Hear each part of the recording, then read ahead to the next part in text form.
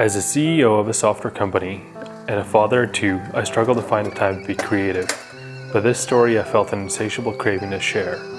Not only is it about my favorite part of my morning routine, it's about my client, Good Morning Honey, a locally made Albertan product whose honey is available at farmers markets and with its honey-loving fans reaching far in parts of the world like Europe and Asia.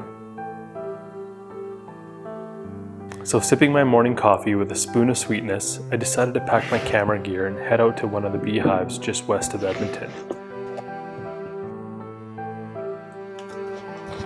Being a software developer, I had the complete understanding that I knew nothing about honeybees.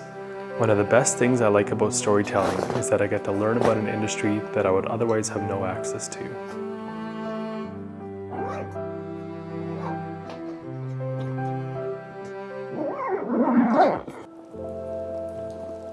Surrounded by some of the most incredible nature our prairie province has to offer, I zigzagged my way through the gravel roads and pulled up to this beautiful farm. Overlooking the North Saskatchewan River sits an old 100-year-old farmhouse. Perfect spot to capture my client's story.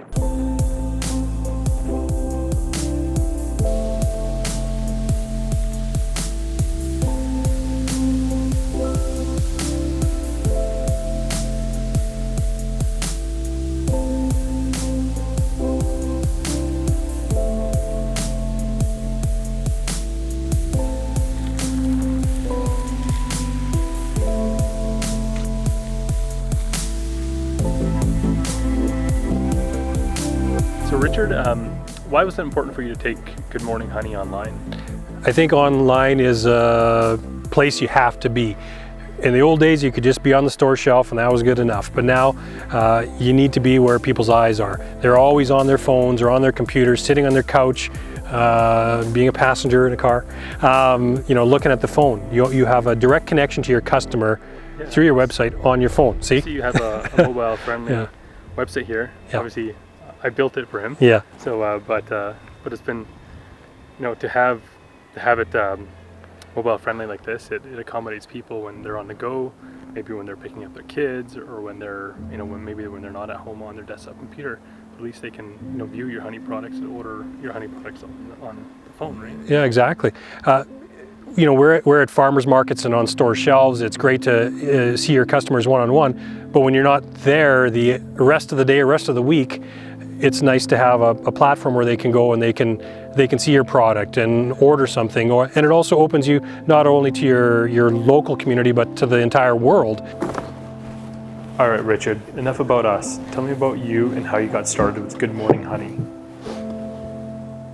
I grew up on a farm and I left for college. I wanted to be a big city guy. I started down that career path. I worked in television for a number of years. But then an opportunity came up to become a beekeeper, and it was something that seemed so clear and obvious to me at the time. I don't know for what reason, but I thought I've got to do this.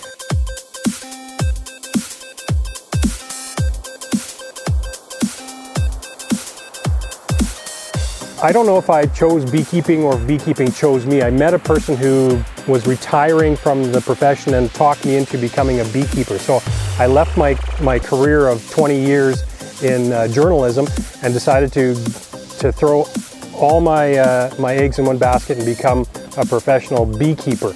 And I do it because it's an honest living. There's a lot of hard work, but I think it's part of the bigger picture. I have more than 120 yards like this one all throughout Parkland County, and it's allowed me to meet 100 more people and families that I wouldn't have met otherwise. People whose stories create the history of my community. It gives me a better appreciation of that.